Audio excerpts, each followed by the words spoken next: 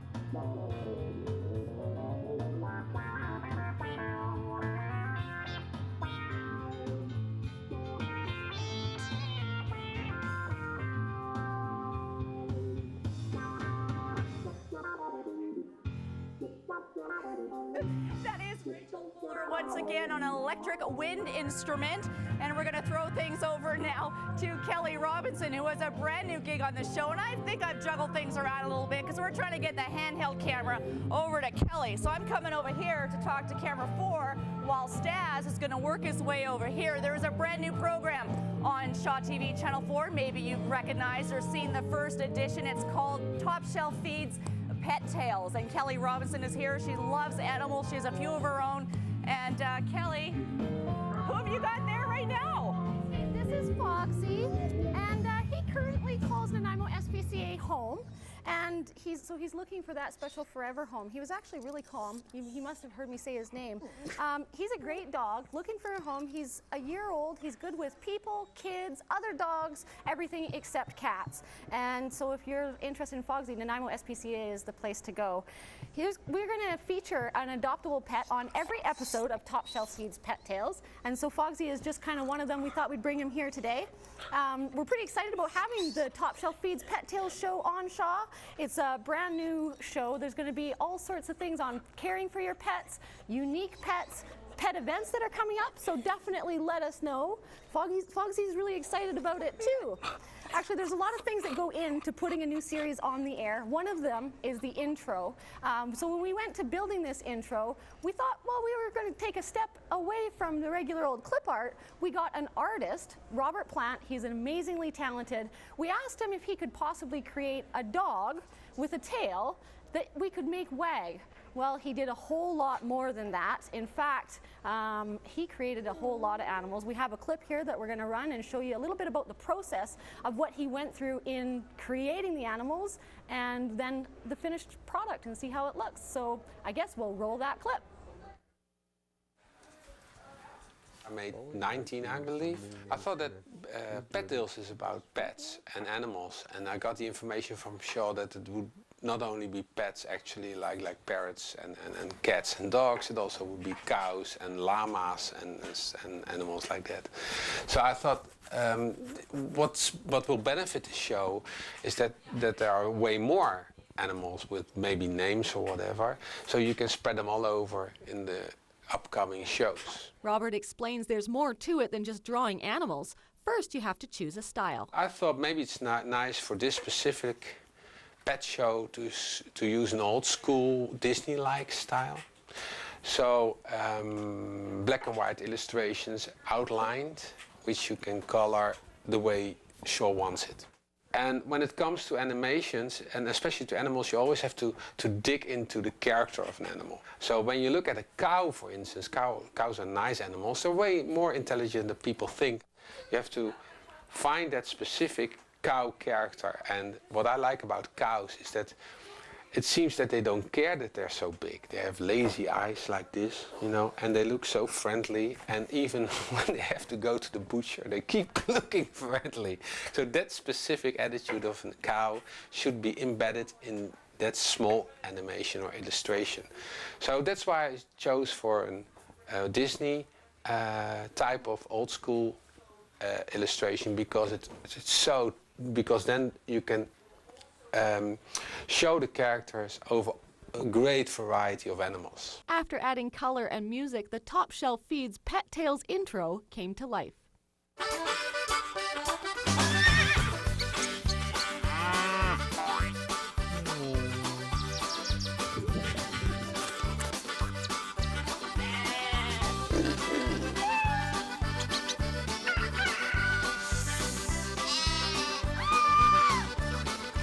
Shelf Feeds Pet Tales. That was how it all came together. You kind of got an idea to see how the process is for making the intro. It was a lot of fun. We had a great time working with Robert Plante. He even gave us a bit of an art lesson. I would have loved to include that, but you know what? Stay tuned to the Daily. We will definitely air that as well. So thank you, Robert, for doing all that great artwork. And you can actually see the pet show, the Pet Tales, Top Shelf Feed Pet Tales, is going to be airing on Fridays. That means it will air throughout the weekend. So from Fridays at 6 o'clock until Mondays at 6 o'clock, tune in. It will be on an hourly basis. And remember, don't forget about Fogsy here. He's currently at Nanaimo SPCA, just waiting. I would love if this show, if I learned that this visit on the show would mean he got his forever home, because he really is a great dog. He's only a year old. He just kind of wants to play with people. He's been around everybody here. He's just so friendly. So please go and visit him. If you have any ideas for Pet Tales, I'd love to hear from you. And that means pet events that are coming up. If you have a unique pet, I know there's some pretty tricky pets out there. I've heard of a painting horse on Gabriola, so we'd love to hear from you. Speaking of creative guys, though, Matt Carter, I get a chance to work with him on a weekly basis when we're shooting sound check. Very creative. In fact, and now that I'm saying this live on the air, he said he's going to help me with the pet show intro. We're going to create a song. So the only thing that's going to change that intro is there's going to be a song with the wonderful help of Matt Carter, who is here now. So I'm going to pass it on over to him. Take it away, Matt. Thank you very much, Kelly. It won't be the first time that I wrote a song that went to the dogs, that's for sure. All right, you've been listening to the great saxophone sounds of Rachel Fuller, the newest addition to the Central Vancouver Island music scene. Rachel, welcome to the show. Thank you. It's a pleasure to be here. You got a bit of an accent. That's Spanish, right? Close enough. Close? I'm English. Most people mistake me for Australian, but I think I've picked up a Canadian twang already. Nicely done. We have the queen on the money. I should have figured that out. I don't know if you had a chance to hang with your friends Kait and William. Will, yeah. Yeah, not yet. Perfect. All right, so here you are in Canada. Did you move here for love or money? It was love, I have to say. It was love. Nice. All right, let's move for marriage. And we'll talk a bit about the saxophone. So why so many people play the guitar, the piano, the drums? Why the saxophone? Well, actually, I began on clarinet, and I guess my parents just said, hey, Rachel, you're going to learn the clarinet. So I did, and I majored in it at university, and then I always played the sax, but I just sort of started doing it professionally when I left university, because there's a lot of work going for sax players these days. So. Absolutely. We say not much work, but after university, which don't be shy, you had some pretty good accolades there, leading a lot of groups. You joined a band and basically toured the world, Far East, Middle East, Middle Earth, Asia, Europe. So what was the name of that group and what sort of music did you play there? We had a cheesy name, Vitalized. You can check out vitalized.info. And we did popular covers, jazz standards, and basically playing to the needs of like restaurants and hotels and whatever they wanted us to play, we played. And it was a good laugh. Nice. Okay, so out of all the countries you played throughout the world, which one had the weirdest food? Definitely somewhere in Asia. I'm going to say it's one of the Chinese markets. Like, they have like fish markets on the streets and some crazy, like, I don't even know what they sell. I couldn't even describe it. It looks more like guts. All right, well, it takes guts to eat guts. And from the crazy food, what's the best gig you ever played? If there's one place you could tell your fellow musicians, go to this country, play a gig, what country would that be? I played at the Madinat Jumeirah Resort in Dubai. That was pretty outstanding. That was for a New Year's Eve gig. So. Oh, wow, nicely done. All right, so you're toured the world, but now you're in the Comox Valley. What sort of music opportunities do you have going on in the Comox Valley coming up? Well, there's a lot going on. There's a lot of festivals over the summer. There's lots of teaching opportunities. I'm teaching at a Courtney studio, Motif Music Studios, and just concentrating on that right now, and it's all good. All right, right on. Are you busy? Well, welcome so much to Vancouver Island. You're listening to the sounds of Rachel Fuller. Time for another song. A little bit of Night in Tunisia. RachelFuller.info is the website. I'm going to hand it back to the sounds of the saxophone here on the show.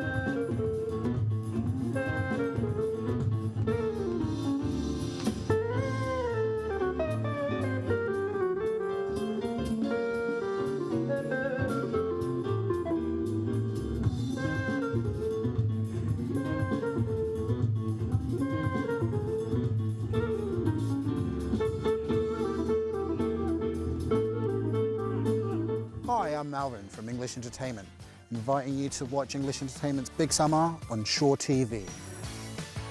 Follow the fun and the sun on English Entertainment's Big Summer as we uncover and introduce you to some of Vancouver Island's hidden gems that might be worth a closer look. Come explore what Vancouver Island has to offer. Join us on English Entertainment's Big Summer, weekly on Shaw TV, Channel 4.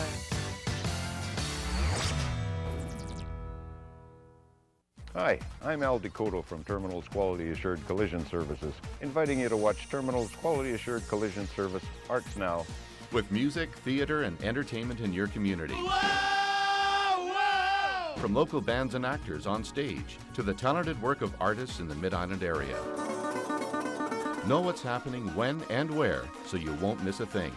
Terminal Quality Assured Collision Arts Now, only on Shaw TV. Hi, I'm Steve Wallace, inviting you to watch Wallace Driving School Crime Stoppers, only on Shaw TV. Arson, assault, break and enter, all crimes committed in Nanaimo and area, and through reenactments of these and other unsolved cases, the Crime Stoppers program hopes to find the answers. With your help, the program not only helps resolve criminal activity, but also increases public awareness. Wallace Driving School Crime Stoppers, only on Shaw TV. And now, back to the show, only on Shaw TV. Welcome back to the show. The City of Nanaimo is considering implementing a smoking ban bylaw. They're currently conducting an online survey to gather input from you. That would mean that you wouldn't be able to smoke in public places, or city-run places. Those include beaches, trails, plazas, venues such as Bevan Park. Anywhere that the city is responsible for the operation, you would no longer be able to smoke. It's an issue that people feel very strongly about one way or another because it brings human rights into the mix, and that's always very controversial. We are opening up our telephone lines today. It's Thursday, July the 21st. Jeff Ritchie, who is the Senior Manager of Parks and Civic Facilities with the City of Nanaimo, is here. And if you have an opinion one way or another about whether you should be allowed to smoke in city-run places within the City of Nanaimo, give us a call, 250-760-5093. And we're just here to gather information and hear opinions. Jeff, thanks for coming on today. Thank you. Why is the city considering doing something like this? Well, actually, the idea initiated with City Council about a year ago, and basically they asked staff to look at the idea of no smoking in our city parks. So a big part of that is the public survey, and we want to get as much information as we possibly can from people over the next 2 months and see where that takes us. And you're doing that through an online survey, yes, which is through the City of Nanaimo website. That's up now. It runs through until September the 2nd. Yes. What's the biggest challenge in trying to explore implementing a bylaw like this? Well, I think you mentioned that human rights, I think people are very sensitive that they're losing something. But actually, in our city parks, we try and make them inclusive for everyone. And currently, I believe 85 to 90% of people in Nanaimo are non-smokers. So, and the health issues, and also in parks, we're very much into a healthy lifestyle and a clean environment. So, getting back to the human rights, if I'm a smoker and I want to have a smoke on the beach, I should have a right to do that. On the other hand, if I'm a non-smoker and I want to go to the beach, I should have the right to experience my environment in a healthy way. That's right. Majority rules, I guess, and it comes down to democracy, and again, coming back to the survey and public input. So phone us, 250-760-5093. What do you think? So the biggest challenge, what kind of feedback have you had so far? The survey's been online for... not even 2 weeks. We've had approximately 400 people fill out the survey, wow, which is very good.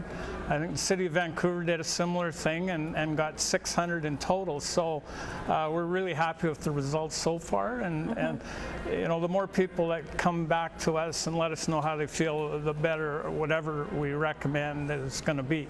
People might think it's a bit of a harsh move to say people can't smoke, especially in an outdoor facility, because we think of that as freedom and we should do what we want, of course within limits. It was implemented in Vancouver. After the survey, yes, they put it in place. Yeah. Actually, we have what we call smoke-free zones currently at the first beach at Westwood Lake, at the Altrusa Playground at Bevan Park, Maffeo Sutton Park, the playground there, and also at the beach at Long Lake. So it is something we introduced a few years ago to begin people thinking about no smoking in those particular areas. Great. Okay, I did get word that we have a call on the line. I don't see our line flashing here, so that's why I'm not picking it up. So I'm not sure if in the control room the call needs still to be transferred to the line. Here we go. Okay, so we have a call. Wendy's on the line. And Wendy, you have something to say about smoking in city-run places and places and spaces. Yeah, I do. I think I have to agree with you that, you know, where does it stop? Once the city implements that, when's the next step that they turn around and tell us that we can't smoke or somebody can't do this or can't do that? That's a really good point. When does it stop? Well, that's a good question. Currently, through the province, I believe you can't smoke within 3 meters of our civic facilities, so at our arenas, at our recreation centers. So there is a limit to it there.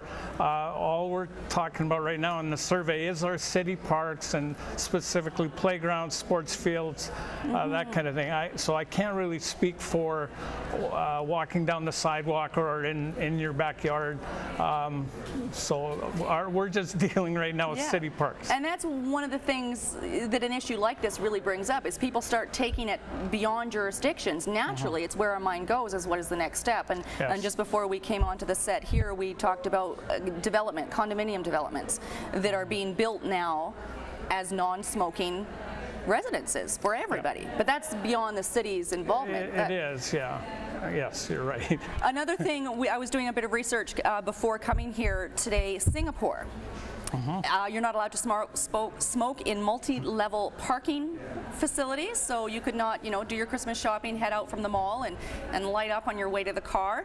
Ontario and what was the other province has, you're not allowed to smoke in the car with a 16-year-old or younger. Yes. Another thing that they've done in Singapore, which I found very interesting, is tried to eliminate smoking altogether by banning the sale of cigarettes to anyone born the year 2000 or later.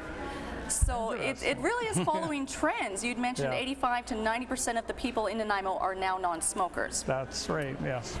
Also, I'll mention the City of Vancouver has adopted a bylaw, no smoking bylaw for their city parks. I believe the City of New York has banned smoking in some of their public areas, parks, that kind of thing. So we're not the leaders, but we certainly would like to hear what people have to say. One of the things that has come up, doing a bit of research, Singapore and anywhere have these bylaws in place, how do you enforce it? And enforcement, that's a real challenge as well. I think what we would like to see is a lot of public awareness through forums like this, education, and I think peer pressure. So it's that'd be our first step, is a lot of education and public awareness around why we're doing it and that kind of thing.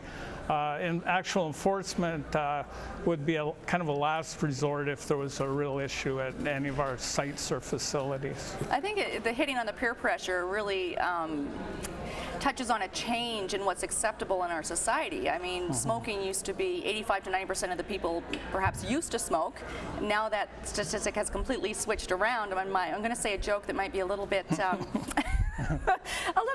well, I'm just going to go ahead. I'm sure it's all right. My mother said a joke years ago where you used to go into a pharmacy and ask for some condoms and a package of cigarettes. And now, so you go in and you'd say, yes, I'd like a pack of Players Light and some Trojans, please. And now it's you go in and say, yes, I'd like some Trojans and some Players Light, please. So it's a complete shift in our society and the values. And I guess it is, a city has a role in reflecting the values of its residents. I think so, yeah. I mean, it wasn't that long ago you could take an airplane flight and it had smoking on it. And I remember. You think about it now. And so we have come a long ways. I think you're right. The percentage of non-smokers has, it's quite increasing. Great. I do think we have another caller on the line, so we'll just ask the control room to forward that call to our, here it is. What do you know? Ask and you shall receive. Hello, this is Amy. Hi. Hi there. Did you have a comment or a question about smoking ban bylaws in the City of Nanaimo? Well, one of the things that I'd just like to say is that I would hope that people would be very conscientious of those out there who struggle with this addiction and would be at least considerate of that when, you know, sometimes I think smokers, I'm a non-smoker myself, but smokers, particularly people who might be elderly, might be feeling quite demonized by this, and so just trying to be kind. A really good point. Thank you very much.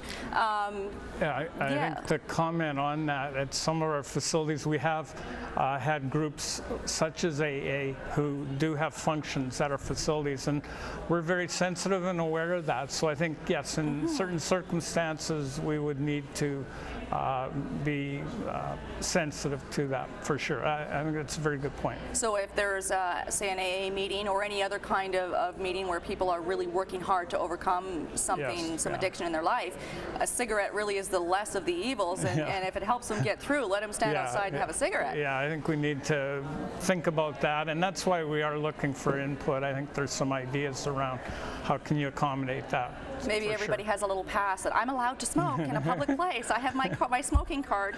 You had mentioned that in outputting this survey, the feedback that you got took you a little bit things that maybe you hadn't considered, which is another reason to participate in the survey. It's online at www.nanaimo.ca. Say Bevan Park, for example. People rent out that facilities to host a wedding. Yes. And their guests, they're using it for their personal use. But under this new bylaw, you wouldn't be allowed to go outside and have a cigarette at your own wedding, say, or... That's a possibility. I guess that's why the survey is being done. I think one of the questions does ask specifically about that and functions such as at Bevan Park. We have hockey games at the Frank Crane Arena at Bevan Park. So a lot of our functions where there are smokers, I think today we do provide an area for smokers, and that's something we would have to consider. So we're really looking for ideas around things like that, weddings, significant gatherings that we do have at our facilities. And I think it's important to remember, and Amy on the line there really exemplified it too, is that it's not a matter of stopping the rights of one person over the favor of another. It's how can we keep both parties happy when both can affect your health, and it both is a free choice. Doing it respectfully. No one's trying to be shunned out or pushed out. Yeah, but the fact is, secondhand smoke hurts people. Yeah, that's exactly right. And I use the example in the beaches. There's nothing worse than having smokers there butting out into the sand, and then it degrades and gets into the water and different things like that. And it's a real littering problem for us to maintain the beaches the way we'd like to. So, yeah, it's just considering others, I think, and making it as nice of a facility or beach as possible. Right. And this online survey runs until September the 2nd? September the 2nd, yes. And then what happens? Well, then staff will gather the data and take a look at it, make recommendations to the Parks, Recreation, Culture Commission, who will then review it, and from there it'll go to council. But there'll be quite a process, I think, to gather the information and see where we go with any of the ideas that we got. So we don't know what we're going to get. Yeah. We're quite excited about it and see what happens. Excellent. And shake your hand and say thank you for coming on today. Kate. Well, thanks for the invite. I appreciate it. I encourage everyone to visit www.nanaimo.ca, the online survey there. I think it's the 4th link on the front homepage there. I filled it out myself yesterday, and it only takes about a minute, really. It's about 10 questions. There's a space on the bottom to input some of your comments, and as we just heard from Jeff, we are really, the city is really wanting to get that feedback, get those comments, and get those ideas. That runs through until September the 2nd. You are watching the show live on Thursday, July 21st from our studios on Boban Drive in Nanaimo. We're going to throw things over now to Dunia Tozy because she is all over the social media scene, and she has a couple of people here with who are well, shall we say, in the social media scene? I think that's safe to say. Dunia? Thanks, Kait. Well, you might be wondering, what do jacuzzis have in common with news or social media? Well, we have an Nanaimo resident here, Peggy Richardson, who found a clever way to combine both in a webcast that's called Newsy Jacuzzi. Yeah, believe it, Newsy Jacuzzi. And here is a little clip that features part of this webcast. Hi Nanaimo, this is Peggy Richardson from the Soak House on Bowen Road, and this is Newsy Jacuzzi. Thank you so much for coming on. I'm so uptight about doing this. Thank goodness. Like, I'm used to being in your position, so thank goodness I get to relax in the jacuzzi. It's nice, isn't it? It's a great idea. If anyone lives in the Nanaimo area, I'm single, by the way. He's not subtle, is he? I thought I snuck that in pretty well.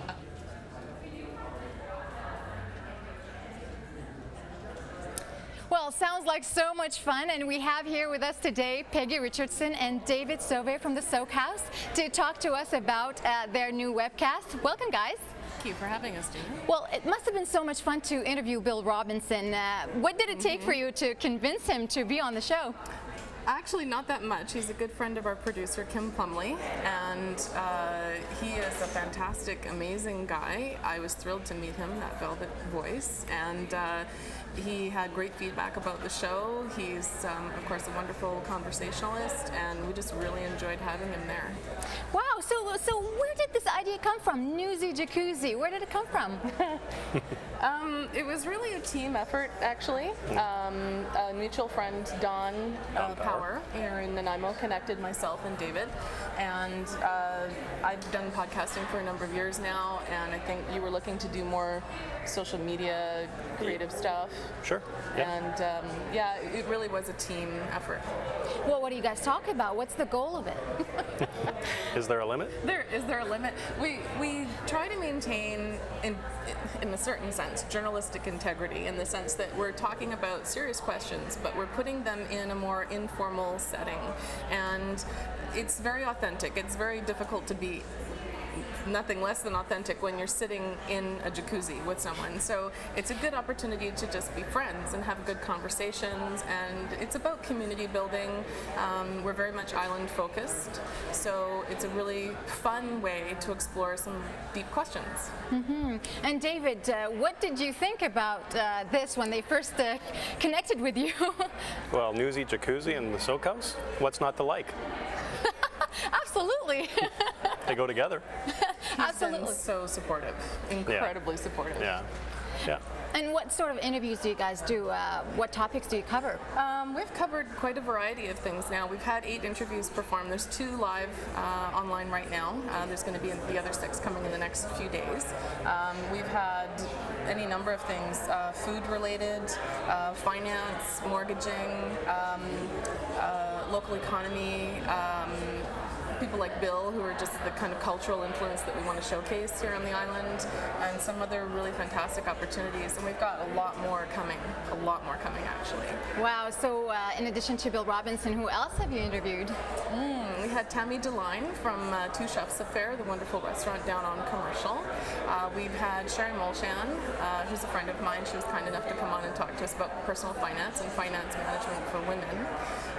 We've also had George Plumley, who happens to be the husband of our producer Kim, and he's been on talking about websites, and he's got several books under his belt now. So people like that, and it's really spread out all over. Actually, it's quite a variety. Yeah. And our guests have all been fantastic, really amazing people, and I feel really gifted that I've had the opportunity to meet each and every one of them. Wow, that's really awesome. And in terms of challenges, I can see that being in a hot tub, maybe you don't always get all the guests that you want. You know, it's really surprising. People have reacted so positively to this, and I personally have yet to hear any negative feedback myself. There's bound to be some, of course, but I think what we're hearing more is that people are eager to be interviewed. They like the concept. They like that it's West Coast. They like that it's totally different than anything else they've ever seen, and nobody seems to really be self-conscious about it. And of course, we are really eager to respect our guests and the brand of jacuzzi. And again, David, who's been so generous to share his location with us. So that's great. Well, thank you so much for being here. We wish you the best of luck, both of you. If you'd like to connect with either David or Peggy, you can go to newsyjacuzzi.com, their website, where you can view the podcast or the webcast. Well, and now we're going to go to a break, but coming back, we're going to have much more on the show from Shaw TV. Hi, I'm Rob O's. And I'm Andrew McLean, and we're O's and McLean at Royal LePage. We invite you to watch O's and McLean's Two Men and Their Fishing Rods. Only on Shaw TV.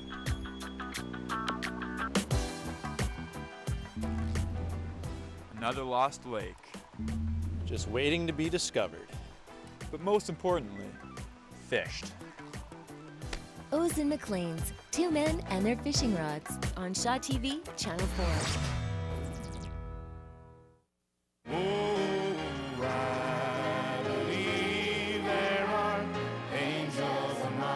It was the biggest race of the year. And no matter what, I was going to win.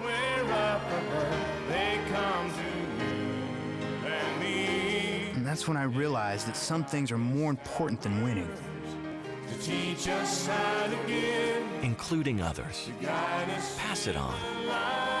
A message from the Foundation for a Better Life. Hi, I'm Joe Cunningham, inviting you to watch Joe Cunningham Ford's The Enthusiast. This show will rev you up as various fast cars are featured. From Porsches to Lamborghinis and everything in between, host Jeff Hill will take you under the hood and into the seat of these classic cars to show you why they're so hot on the road. Joe Cunningham Ford's The Enthusiast, only on Shaw TV.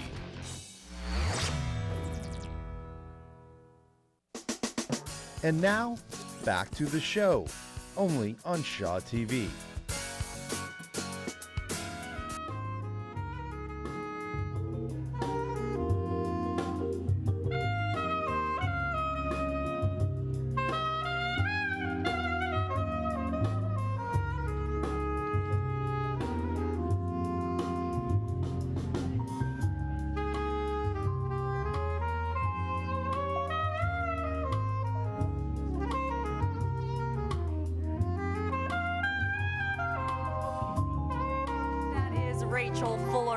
Soprano saxophone. She's part of Artisans in QUALICUM Beach that runs every Friday from 3 until 8 p.m. next to the old schoolhouse in QUALICUM Beach. And Dunia Tozy will be interviewing Dee Aguilar later on the program. First of all, though, we're cooking with Lyndsay Wells. Here's a story that we did a couple of months ago that kind of, well, sets the scene and sets the tone. Lyndsay Wells. That just makes it very, very nice and creamy and flavorful. Sometimes people think that cooking is more difficult than it has to be. This is Lyndsay Wells, and she is from Ladysmith, and she's been chosen as one of 16 finalists from across the country in the Real Women of Philadelphia cooking competition. So funny, in my baby book, my mother listed under special accomplishments, she wrote loves to eat. Stir, and now the part everybody loves the most, we are going to add the lobster. Lyndsay's passion for food and cooking has never subsided. She entered a Food Network contest a while back and did well, but didn't win.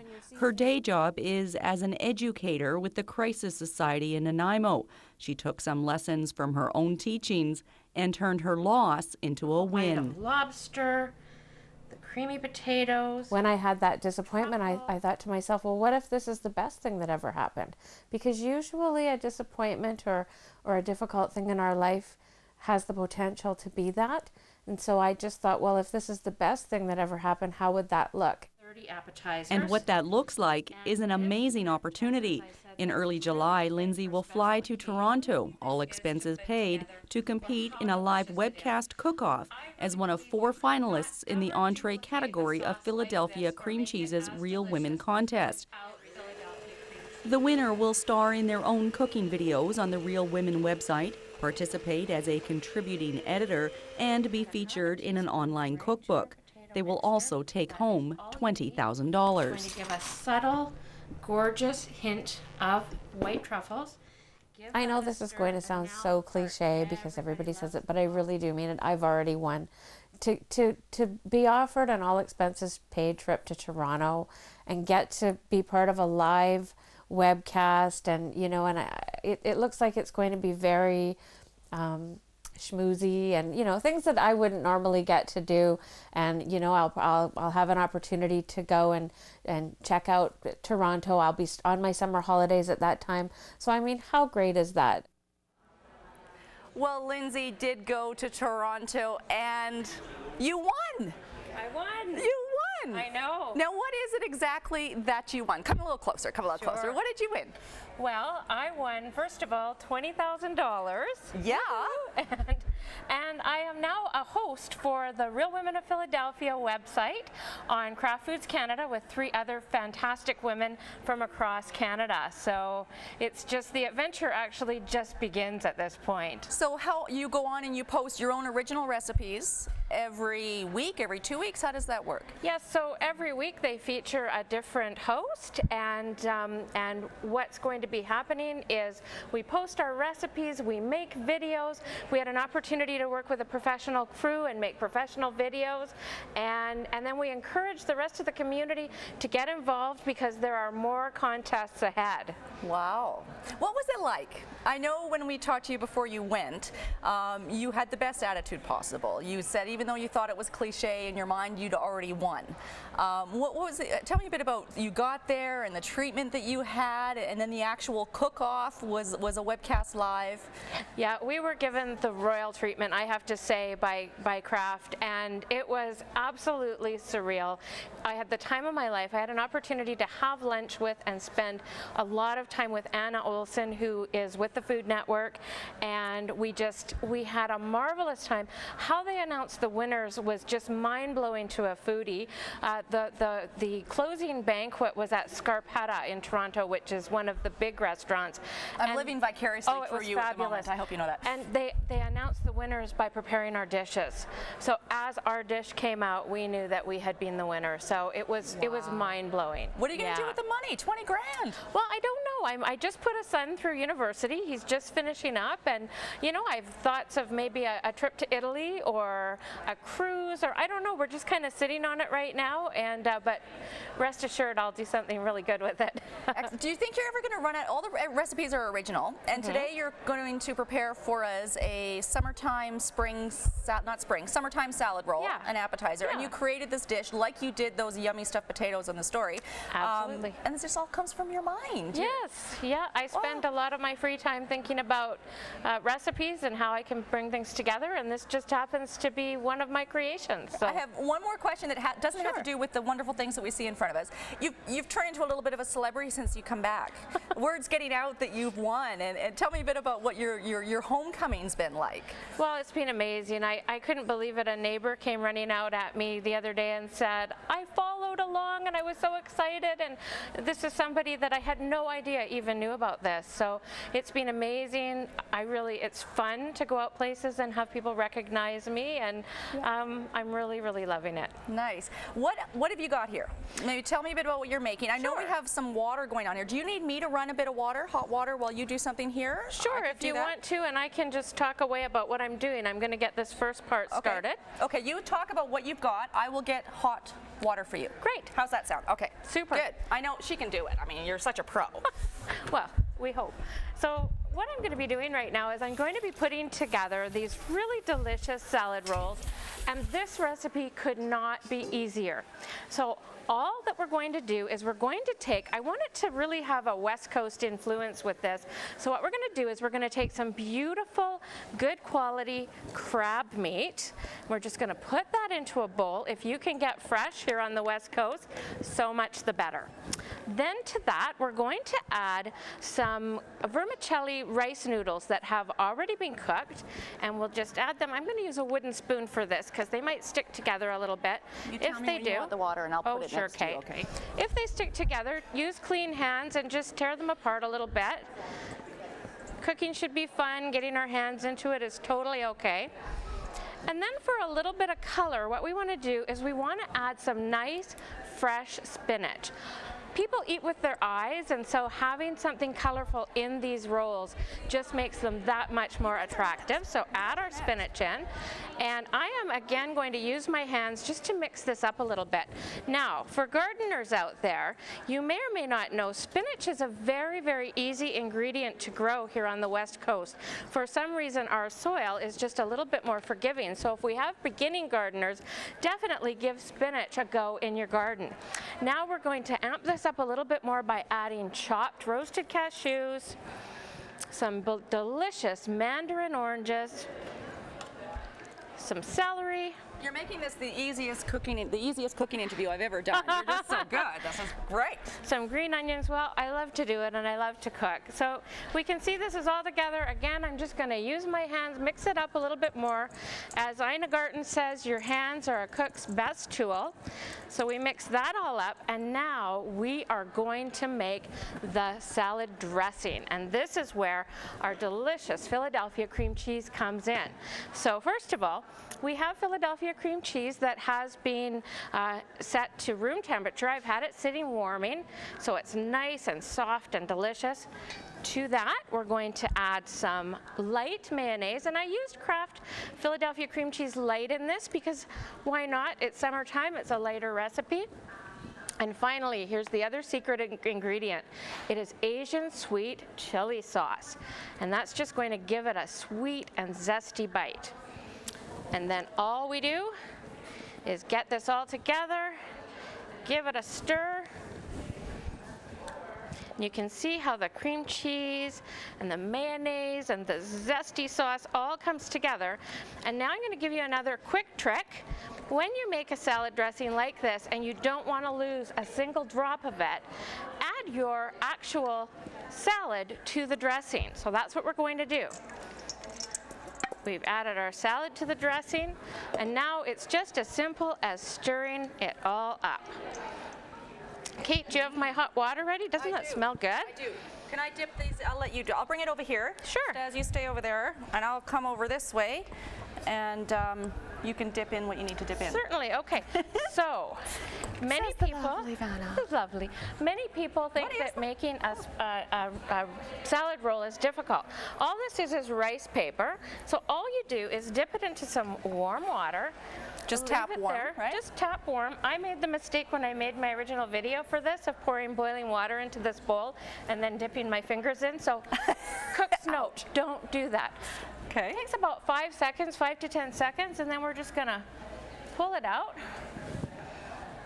And we're going to put it onto a dry surface. And then you just take a little bit of this delicious filling, put it into the middle of your wrapper like so. Stas is moving stuff out of the way. I'm just going to grab my thank you. That's good. And then this is just as easy as rolling it up. It's like rolling up a burrito. You just simply roll it in the middle, bring it in on the sides, bring it in on the sides, and then roll it up. Can you buy this rice paper anywhere? Absolutely. Yeah? You just head into the Asian section of your grocery store. You can pick this up. And to plate these, let me just show you what we're going to do with our plate. This can be served as an entree. So you could serve it for a nice lunch with a cold soup, or you could serve this as an appetizer. I'm just going to cut it in half. I've got a nice Asian-inspired plate here. You can see that we've got our beautiful vibrant greens and our gorgeous mandarins and crab in there, and there we have just a lovely summertime I'm going to go, dish. Excuse me, and I'm going to move this, if you don't mind, and put it right over there for you. That looks amazing. Good. So you post a new recipe this one is on the website now? This one's on the website now. Actually, the technical name for this is the Philadelphia Holy Roller. I called it Holy because I think that people would be amazed at how low in calorie these also are. So they're not just delicious, they're a lower cal option for summer. Awesome. So we can check out www.realwomenoffphiladelphia.ca. Absolutely. And you're a regular contributor there now? I'm a host of that website, so please come on down. And there are more contests happening over the next 6 months that we are super excited about. I just want congratulations, Lyndsay, and thank you so much for Kate. sharing your time and your skills with us on the show. We're really happy for you. So thank you, and good luck in the future. We'll be looking for you. We're going to throw things over now to Dunia Tozy. The QUALICUM Beach Artisans Market runs at the old schoolhouse in QUALICUM Beach, well, in the parking lot next to it, I believe, every Friday night from 3 until 8, and she's here to tell you all about it. Well, from potters and painters to sculptors and jewelry makers, the QUALICUM Beach Artisan Market has it all. And it's back for the 3rd year in a row this summer. And to talk about it, here we have Dee Aguilar from the market. She's the market organizer. Welcome, Dee. Thank you. We finally made it here. I know. Under the hot lights. It's awesome, though. Yes. It must be really exciting, a 3rd year, eh? It is amazing, and it's amazing the quality of artists that come to this event. Wow. Can you talk to us about it? I'm new to the area. I've never been to this market. So when people like me go there, what do we get to see? Oh, well, we have all heard Rachel Fuller earlier today. We have a live art musician every week or group, along with a bunch of artists that they all set up. And it's a great event because you can bring your children that they're interested in pottery or they're interested in woodworking, husbands. There's something for everyone.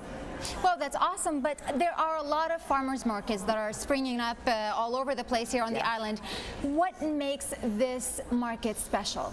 It's all art. It's great art. When you stop and think about people are moving from as far away as New York City to this area just so they can actually meet that artist and have a connection and develop a friendship. That's just incredible. Wow, and it's also, I guess, for the artists, they're usually very confined in where they're working in their studio. So what do they think normally? What do they tell you? Well, you know, there's a camaraderie that's been building for the last 3 years amongst the artists. And, you know, that Friday afternoon, they come out, they set up at 2 o'clock. They're open at 3.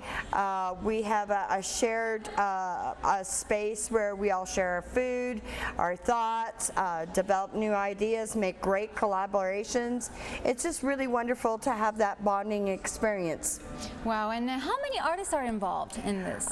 We can have up to 50 artists. Wow, that's really nice. And usually it happens on a Friday night, It's only Friday nights from 3 to 8 p.m. in QUALICUM Beach, adjacent to the old schoolhouse. Wow, and I hear that you actually jury every single artwork. It's a lot of work. What does it take to make it to the market? I'm looking for distinct qualities. I'm looking for originality. I'm looking for you know, high quality, and I'm also looking at personality. Oh, interesting. Well, talking about all these qualities, I'm going to surprise you with this is a half-finished piece of art that I've been working on this past weekend. Of course, it's very amateur, but tell me, do I make it to the market? What do you think? I think you could quite easily make it to the market. I understand that this isn't a finished piece, but I see some great attributes with color and play. My goodness, paint more, come and join us. That's awesome. Well, but moving on to actually more serious art. Well, let's talk about some of the pieces here. So maybe let's grab this one here. If you can talk to us about this one. Who's it by? This is by Ted Jolda. He is world famous with Oprah, the Queen, Bill Clinton. Ted's work is just outstanding. As a matter of fact, this dish here is going to be part of the free giveaway. The artists have all donated pieces, and all you have to do to enter the draw is come to the show, fill out your ballot, put it into the box, and on August 19th, you have an opportunity to win one of these great art prizes. There is 25 art prizes in total. I can't believe it. This piece is actually going to be raffled? Yeah. Wow, that's amazing. I have to get in on that. Okay, well, let's talk about some other pieces. I'm just going to put these down here. Well, why don't we talk about this one? This big one is very significant for you, isn't it? Yes, it is. This is by Dee Aguilar, my husband. It's a labor of love when you make pottery, and collaboration is also important for us. But this piece is unique. It's a firing that is done only once a year on Denman Island with a fellow potter by the name of Gordon Hutchins, who has a very special wood-fired kiln called an anagama. So the process is roughly 5 days long and roughly 5 cords of wood to get that surface finished. Wow. Yeah. And I hear that you're also a potter, just like your husband. So how does it work? Do you guys collaborate sometimes? We collaborate. We work on each other's pieces. Larry likes to throw to the end of the day. I like getting up very early. I go and take the pots off and their bats and start the drying process. So really, it's a labor of love, but it's also a chosen lifestyle. We don't do much else. Well, that seems to me be very romantic. Both of you working and, you know, in the pottery. That's awesome. Well, okay, let's talk about more of these pieces. We have a whole bunch laid out here. So I'm just going to pull this tray over here, and we're going to take a look at some of these items here. Let's take a look at this one. Who's this by? This is Jill Allen. She's also a glass blower. As a matter of fact, she's only got a couple more markets with us, and then she's heading to Ohio State to get her master's in glass. Wow, that's awesome. Yeah. That's amazing. It's really neat. I mean, it's very, very, you know, it's really nice. Okay, and let's talk about the pieces of soap, maybe. Yes, the soap. Ron and Dirksen and his wife, Vonda. They're from Chemainus area, and they make soap, and it's different. It's a bar of soap will last you a very long time. They have got this down to a fine art.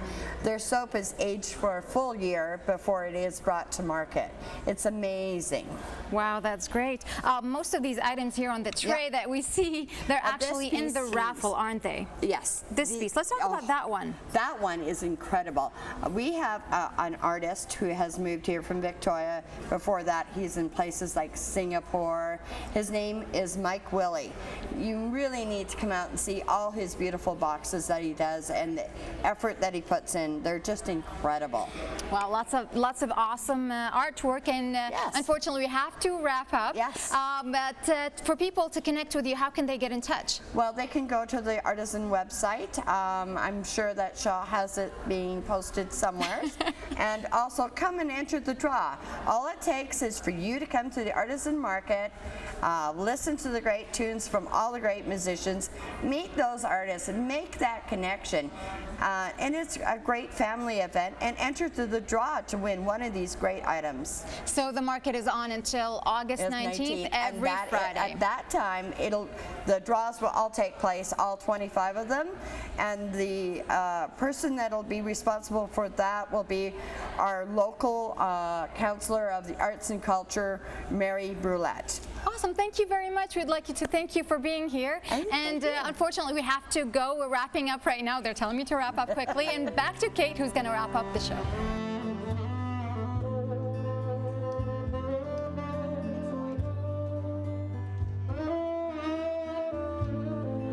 That is Rachel Fuller on tenor sax, and she is part of the QUALICUM Beach Artisans Market, and you can catch her in many other places in the Vancouver Island region. She does have a website. You can get full details there. That is it for this show, The Show, live on July the 21st. We'd like to thank all of our guests, Lyndsay, Dee, David, Peggy, Rachel, and of course our crew of volunteers. If you'd like to be a part of the show, you can stay tuned for our credits. There'll be contact information there on how you can get in touch, either with some contact ideas or how to become a volunteer on Shaw TV. Thank you very much for watching. A final note, the show airs on Saturdays at noon, Sundays at 9, Tuesdays at 7, and we're live at 4 o'clock every other Thursday. Thank you for watching. I'm Kait Burgan, and we'll see you next time.